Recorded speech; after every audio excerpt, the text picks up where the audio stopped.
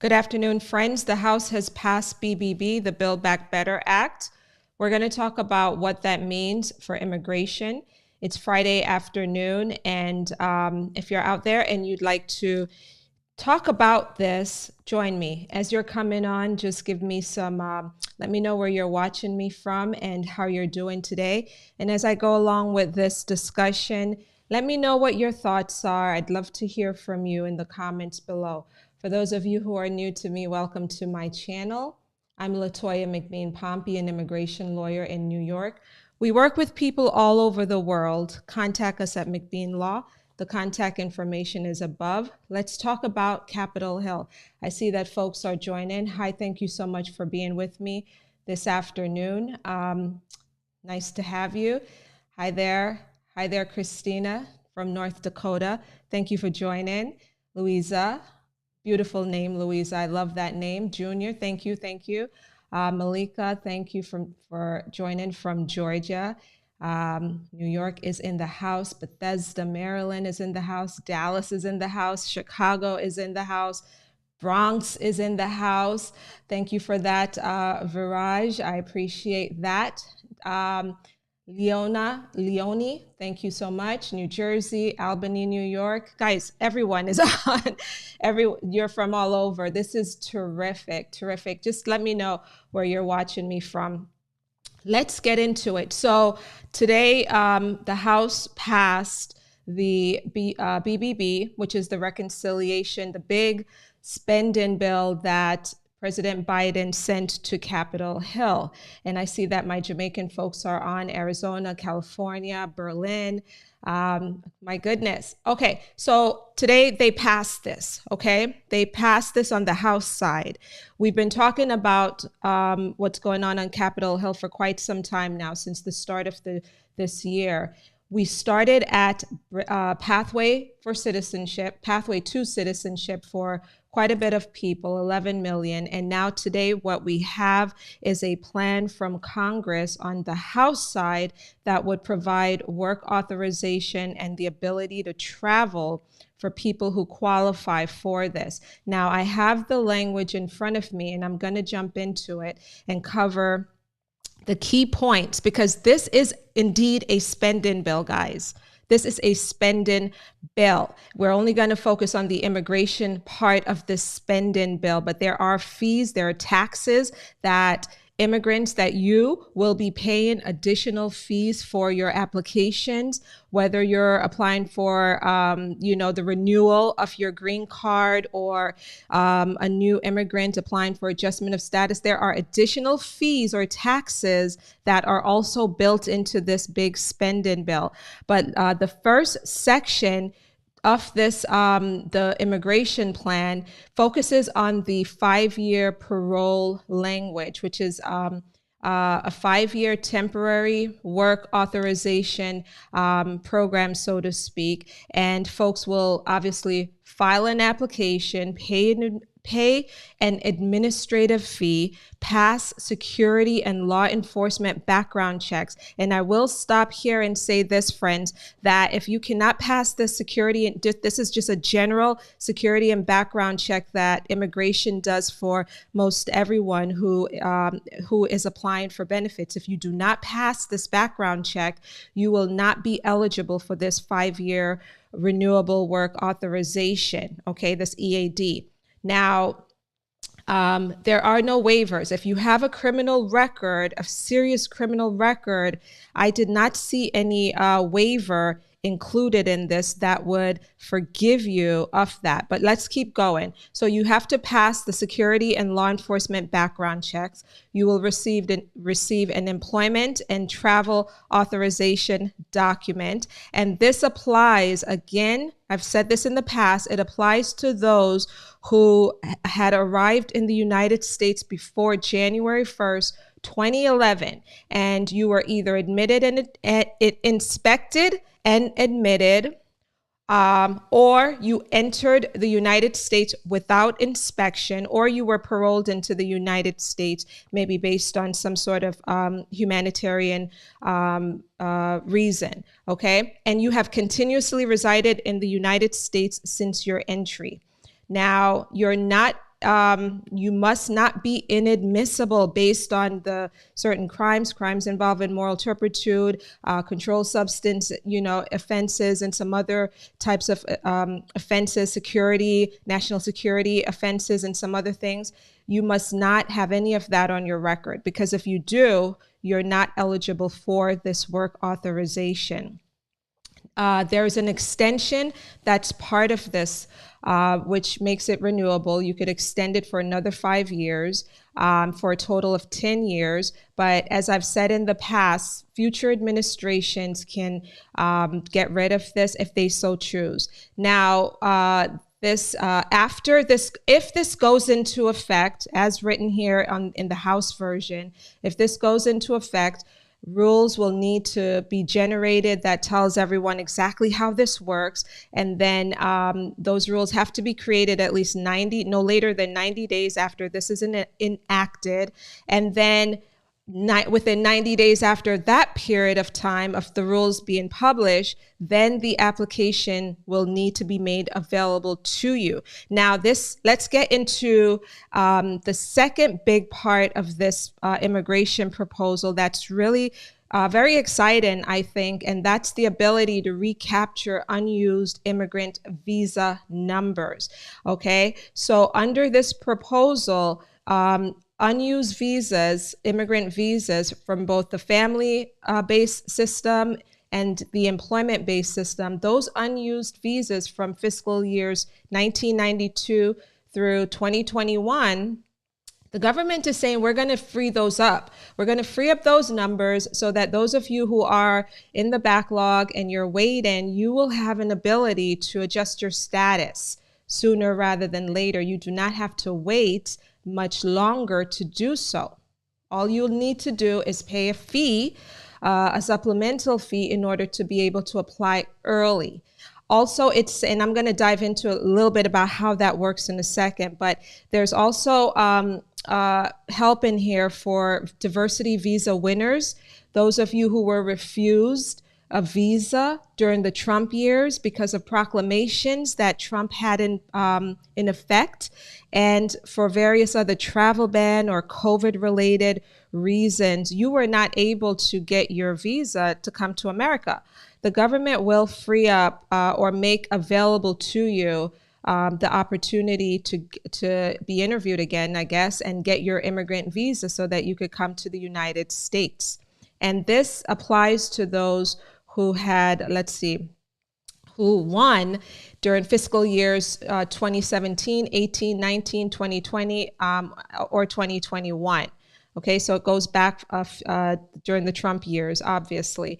Now let's talk about the whole recapturing issue and adjustment of status and how it will allow people to apply early. And this language is not that easy to understand. I'm just going to break it down to you in a way that I can do it. So firstly, individuals who have an approved I-130 family petition or an approved I-140 on the employment side petition, you're able to apply early for adjustment of status. And when I say early, I mean you may not be able to apply now because you find yourself, you're in the backlog, you're waiting for your turn, for your priority date, right? You're waiting for Congress, for, the government to reach you, so to speak, right? Your turn. And so this allows you to pay that fee, as I've said, and apply early. Some people will pay a supplemental fee of $1,500, while others will pay more. So here's how it works. I do not have the rules. Okay, let me just preface what I'm about to share with you by saying I do not have any rules from the government. They have not been generated yet. My understanding is based solely from this language. And the way it works under this language is that you will be able to apply for an exemption. Okay, an exemption, but you must have an approved petition, as I've described before, with a priority date that is more than 2 years before the date that you apply for this exemption. And this exemption, again, guys, allows you to kind of skip the line, so to speak, and apply a little bit earlier after you pay a fee. Some people will pay the $1,500, others will pay the $2,500, some will pay $5,000, and then others will pay $50,000. Those who have a higher fee are those who are in the employment-based system, and also investors, okay? That the $50,000 supplemental fee is attached to investors. So this applies, again, to those on both the family side and the employment side. Now, this takes effect. If this passes on the Senate side, we'll talk about that in a moment. But according to this, it's 180 days after the enactment of this legislation, or by May 1st, 2022. And the entire program or this entire thing will expire on September 30th, 2031. So it's a 10-year period. Now, let's talk about some additional supplemental fees. These are taxes, guys. Let's just be real here. These are taxes.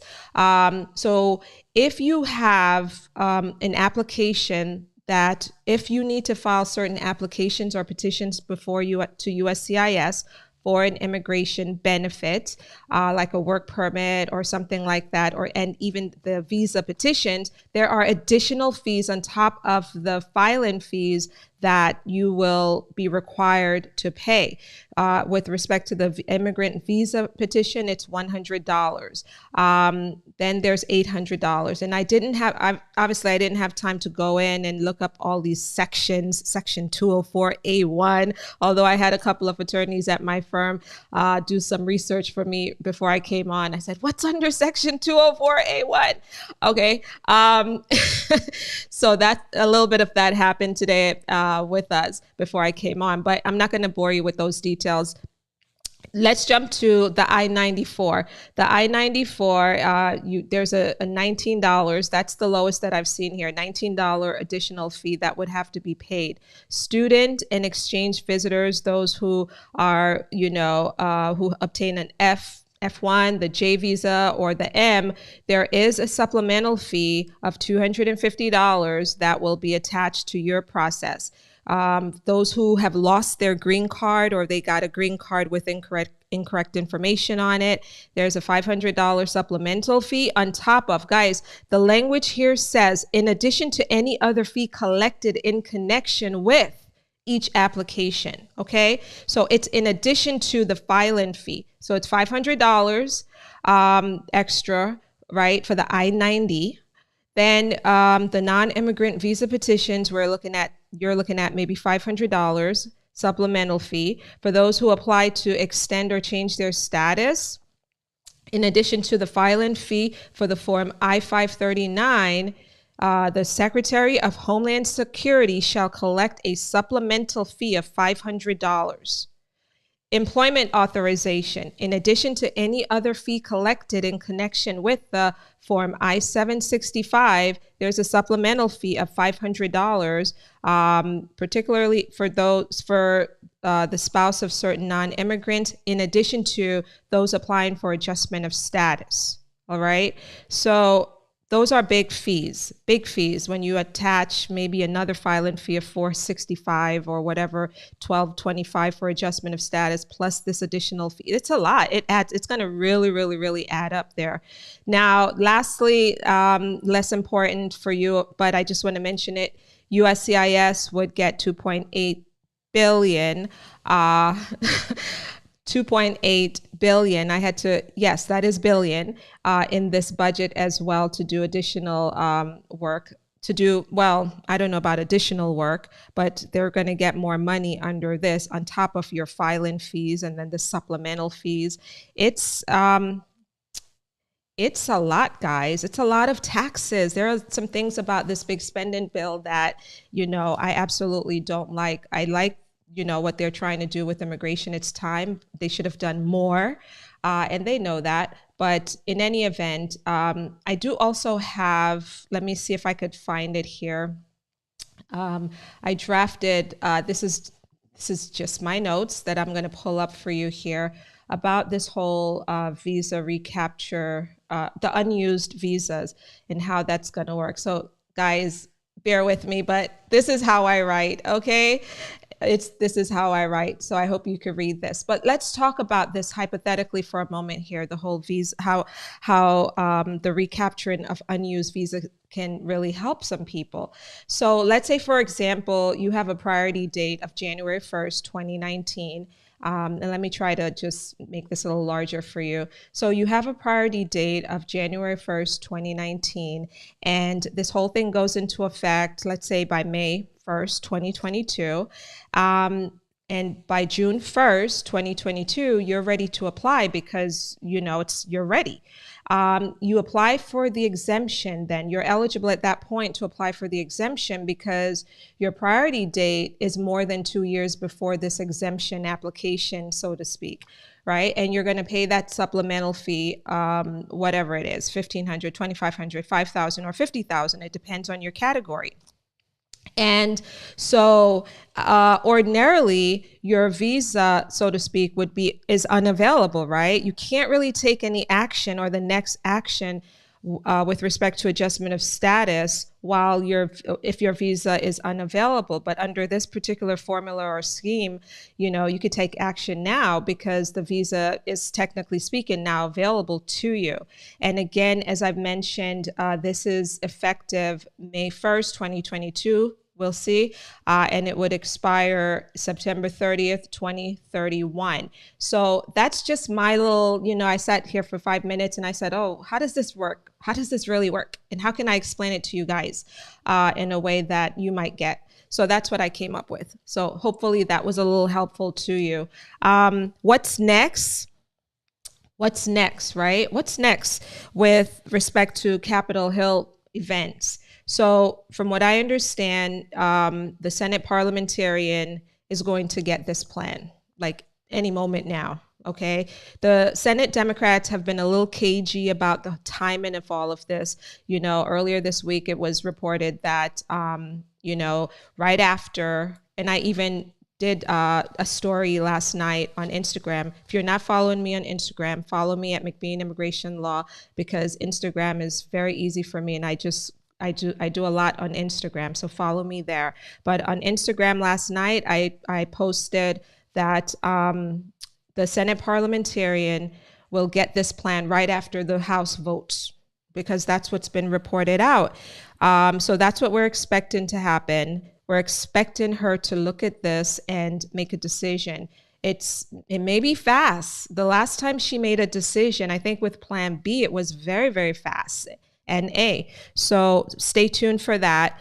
The next thing is that on the Senate side, some Democrats are saying, some Democrats on both the House and Senate side are saying that once the negotiations really start with immigration on the Senate side, there's a possibility that some stronger language or opportunities may be thrown into the mix that could pass in the Senate. That's what they're saying. I don't know if I believe them. And the reason I'm saying that I don't know if I believe them is because, there was a gang of Democrats on the House side who said, we're not going to vote for BBB unless it includes pathway to citizenship for immigrants. Guess what, guys? They did vote for it. They voted for it today, and it does not include pathway to citizenship. And then lastly, on the Senate side, the Senate is expected to wrap up this whole spending bill reconciliation in December. Okay, so they're looking to kind of drag it out, take their time, study it, change it up a little bit. Maybe it'll be a little different after they're done with it. We'll see. So that's what can happen next. And I hope you guys found this super helpful. It's nice coming in here and yeah, the U visa and speaking with you guys for a little bit. Guys, I've got to jump off. Please share this with other people. Thank you so much for being with me today. If you have not subscribed to my channel, what are you waiting for? Subscribe and hit the notification bell. Keep the faith. There's a lot going on outside of immigration as well. A lot of news happening. There's so much going on in the world, but I wanted to, I know that you're hyper focused on this, and I wanted to just break in today and just share this information with you. I hope you found it helpful. Have a wonderful weekend. Follow me again on Instagram at McBean Immigration Law, and I'll see you guys in the next one. Bye-bye.